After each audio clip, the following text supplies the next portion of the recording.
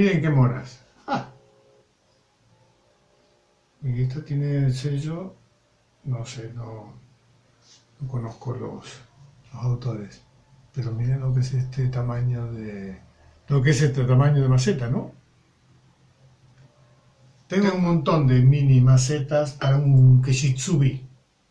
O sea, Keshitsubi sería un bonsai que tiene menos de 5 centímetros de tamaño, pero son dificilísimos de mantener, son difíciles de hacer y dificilísimos de mantener, especialmente en climas como el Mediterráneo, en el cual en verano hace mucho calor, habría que regarlos 233.000 veces al día. Bien, también muy super guay. Hoy no vamos a ensuciarnos las manos, no vamos a alambrar, no vamos a trasplantar, no vamos... Pero quería hablar un poco con ustedes porque creo que lo dije en el vídeo anterior o en otro anterior, no me acuerdo. La cuestión es que los que llevamos ya muchos años dentro del mundo del bonsai, suponemos, ¿no?, que hay cosas que son básicas y que no hace falta explicarlas. Y sin embargo, por allí nos encontramos con que no son tan básicas ni son tan obvias y que es conveniente darles un repaso de tanto en tanto. La primera de ellas, habéis escuchado decir por ahí, ¿no? El bonsai es un árbol en una maceta, o una planta en una maceta. Es cierto, bon es bandeja y sai es planta. La cuestión es que una planta en una maceta, si no tuviera un tronco leñoso, sería algo así, ¿no? Y esto sería un kusamono, ¿eh? Es decir, una planta que acompaña a los bonsai en su exposición. Pero no es un bonsai, es un kusamono, a pesar de que está en una maceta de bonsai.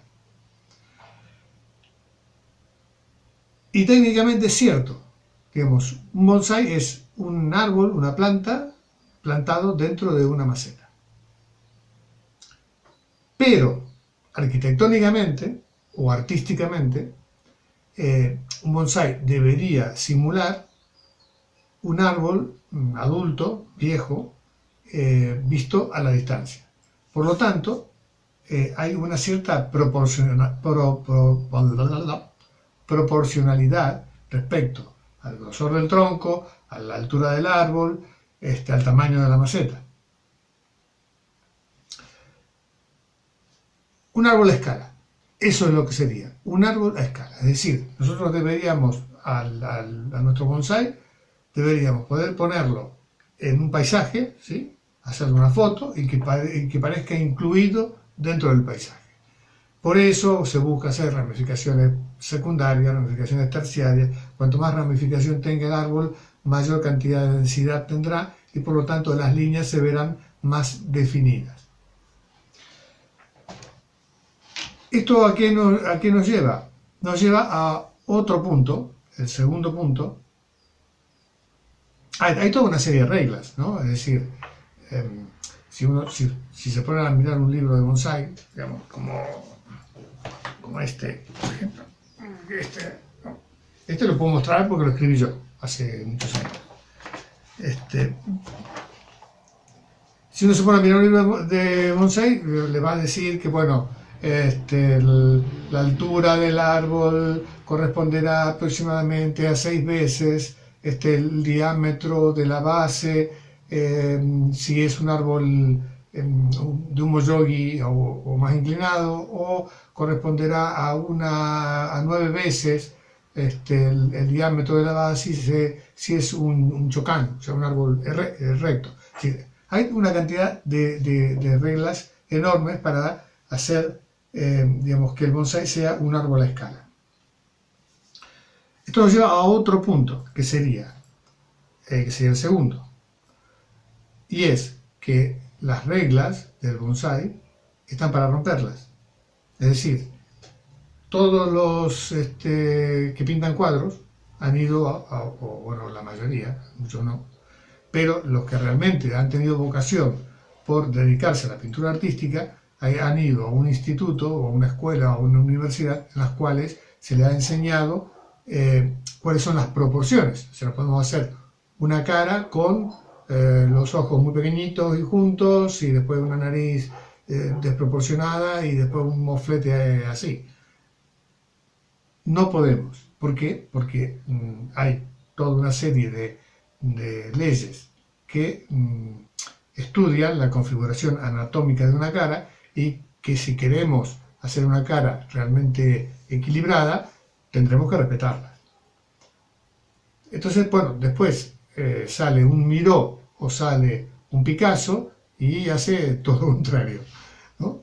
Bien, ellos han roto las leyes, pero no quiere decir que no las sepan, sino que las saben de tal manera, las tienen tan interiorizadas, que después, para salir de la rutina o salir del molde, digamos, la rompen y hacen esas obras de arte que están en todos los museos.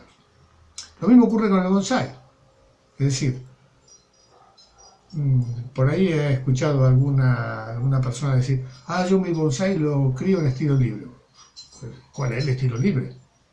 No existe el estilo libre. ¿Qué estilo libre?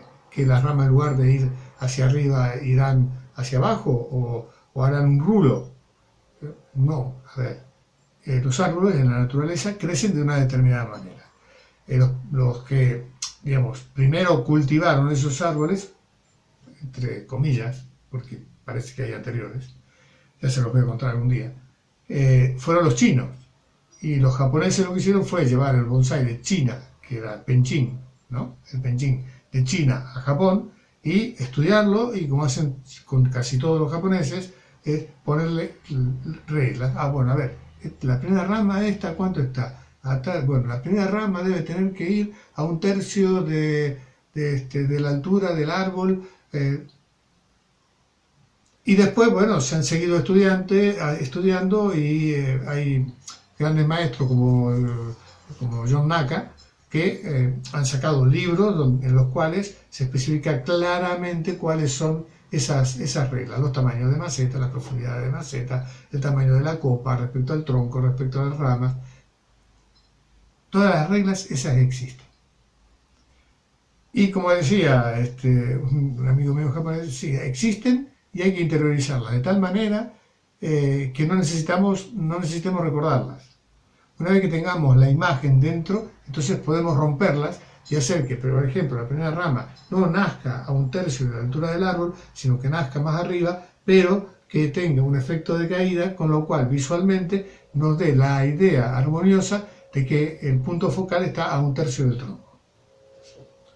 Quizás es demasiado complicado. Punto número 2, aprendan las reglas. Estudien cuáles son las reglas que rigen al bonsái. Y a partir de ahí, entonces, críenlo en un estilo de los que hay. Y usted mira, bueno, pero un estilo... A ver, los estilos de bonsái no lo inventaron los japoneses. Los estilos de bonsái representan los estilos que existen en la naturaleza. ¿Qué ha ocurrido después que el bonsái ha salido de Japón? Ha ocurrido de que se han incorporado especies de árboles americanos, asiáticos, africanos, que tienen en la naturaleza otro tipo de formas, que por lo tanto han creado otros estilos, ¿no? El estilo globoso, para el caso de algunos ficus, no sé, ahora no me viene a la mente ninguno de los que no se puedan catalogar como estilos tradicionales del bonsái. Ese es el tercer punto. Un bonsái tiene un estilo, y ese estilo no es que corresponda a una invención que hicieron los japoneses, sino que corresponde a un árbol que crece en un determinado lugar en la naturaleza. Si no es lo mismo un árbol que crece en la cima de una montaña que uno que crece a mitad, o que uno que crece en el valle, ¿no? Es a ver si lo encuentro aquí. Los estilos de bonsái, que después se pueden combinar. Sí, se pueden combinar. Los tamaños, a ver, estilos básicos.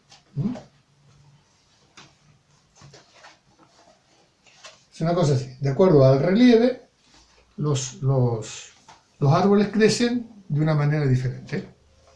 Si hay piedras, crecen de una forma, hacen el estilo Neagari. Si no hay piedras, hacen el estilo Moyogi o el estilo Chocán. Si son de alta montaña, un Chocán de alta montaña tiene unas características, un Chocán de baja montaña, de llano o de valle tiene otras características.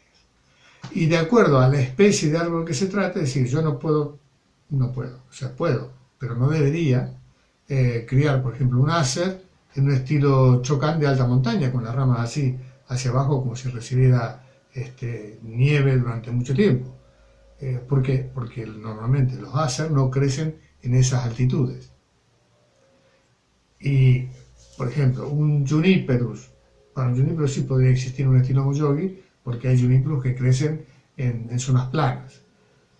Pero lo normal es que crezcan en montañas o que crezcan en sitios escarpados.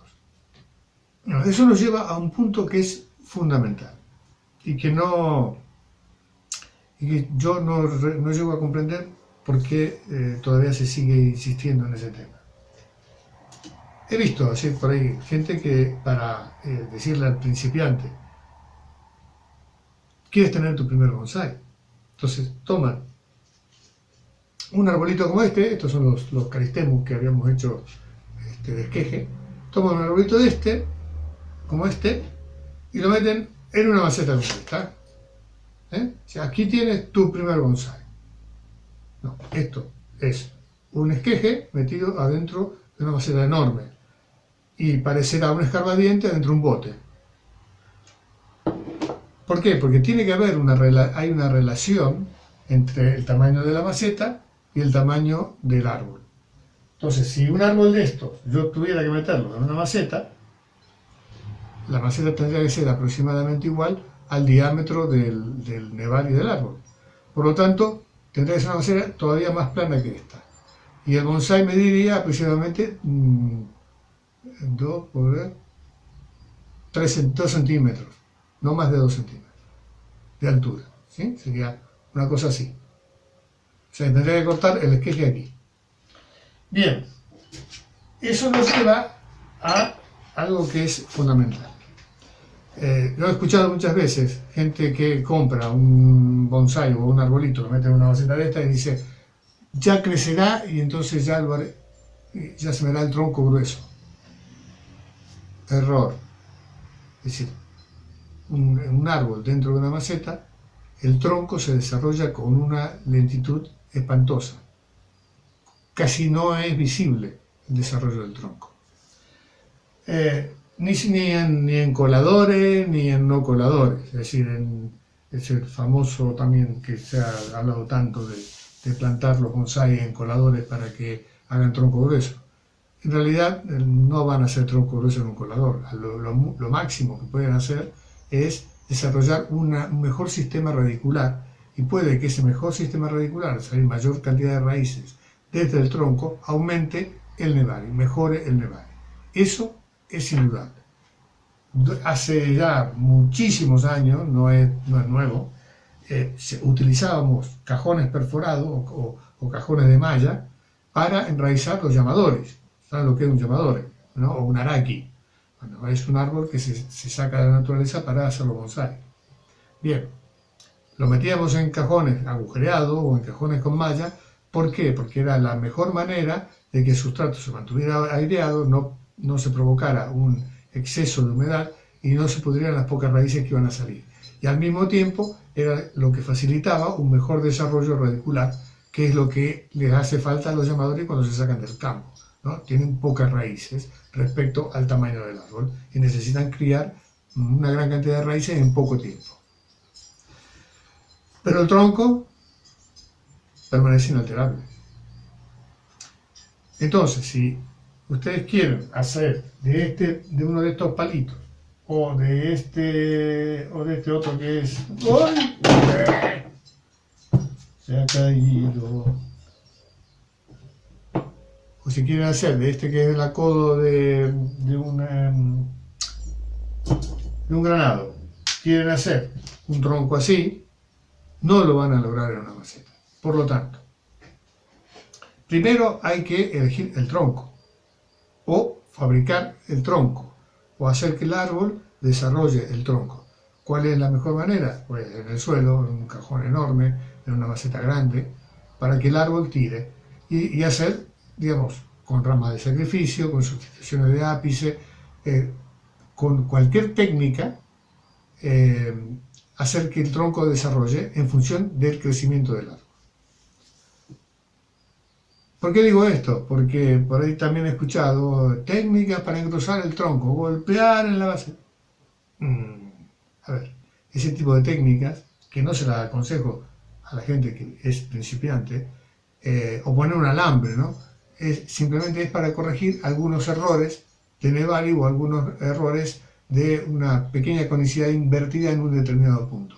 Pero no van a hacer que un palito así desarrolle un tronco de este tamaño. Y eso nos lleva al hecho de que por allí, digamos, queremos empezar a hacer bonsai y compramos un arbolito de estos que venden en las grandes superficies, ¿no? Con un tronquito así, una maceta así y un tamaño como este.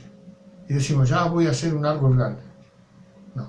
Si a ustedes les gusta ese tipo de árbol, van a tener que aplicar las reglas respecto al diámetro del tronco, porque el tronco va a permanecer de ese diámetro. Si ustedes quieren hacer un árbol más grande, plántenlo en el suelo, plántenlo en una maceta grande, déjenlo crecer, hagan sustituciones de ápice o dejen ramas de sacrificio y el tronco entonces sí va a engrosar.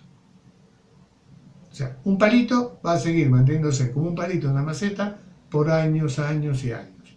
Y eso va a producir frustración en la persona que se inicia, porque uno lo que quiere es ver mínimamente un arbolito terminado.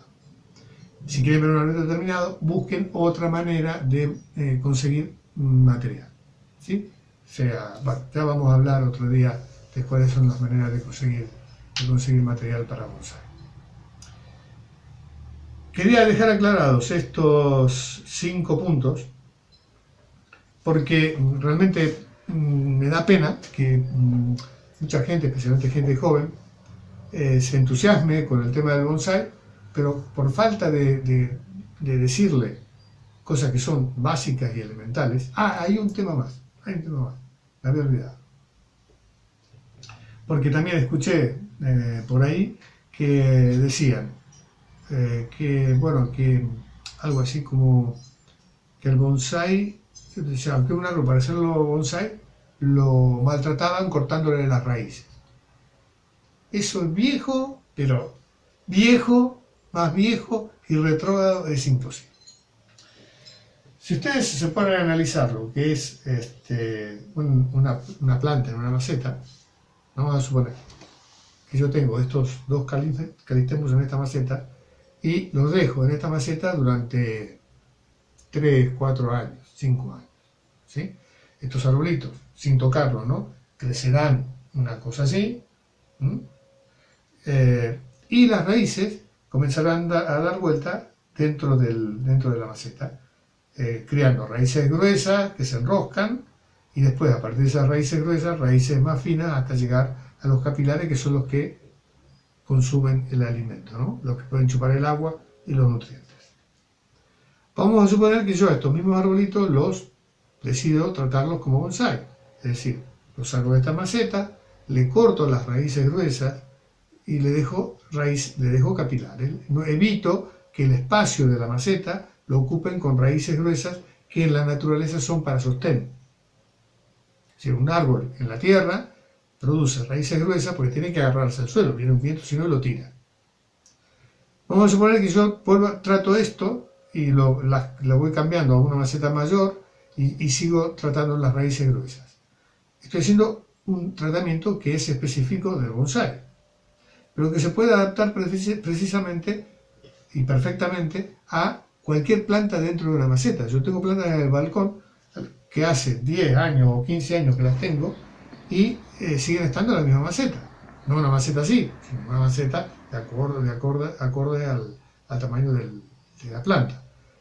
Pero, ¿qué es lo que hago? Cada 5 o 6 años la saco de la maceta, le quito parte de la tierra, corto las raíces que se han enroscado abajo, que no sirven para nada, ¿no? y dejo raíces que tengan raíces finas en la punta para que el árbol siga, pueda seguir creciendo en la misma maceta teniendo espacio. Si no, me volvería loco regando los árboles en verano 7, 8 o 10 veces por día. Y por arriba le hago un pequeño recorte como para que compensar la pérdida de raíces con la cantidad de follaje que tenga. Es decir, que las técnicas, la parte técnica, no la parte artística, sino la parte técnica que se aplica a los bonsái es perfectamente aplicable a las macetas de nuestro balcón.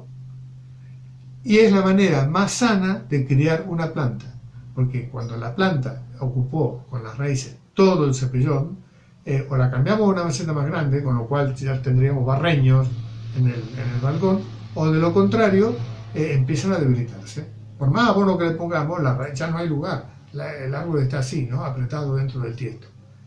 Entonces, la mejor manera es sacar el árbol del tiesto, quitarle las raíces gruesas, dejar raíces finas, hacer una pequeña poda en la parte aérea como para compensar esa pérdida de raíces y volverlo a plantar en la misma maceta con sustrato nuevo de cultivo. Entonces tiene nuevos nutrientes, más espacio y el árbol desarrollará otra vez con muchísima fuerza y muchísimo vigor. Bien, no ha sido un vídeo de trabajar mucho con las manos, pero sí con la lengua. Espero que les haya gustado, que les sirva. Vamos a sacar algunos tópicos más en próximos vídeos, por ejemplo el famoso corte de raíces, ¿no? O el tema de los sustratos. El tema de los sustratos con respecto a un colador, ¿no? Es un tema del que también vamos a hablar. Así que bueno, si les gustó, pongan me gusta, suscríbanse al canal y bueno, nos veremos en la próxima.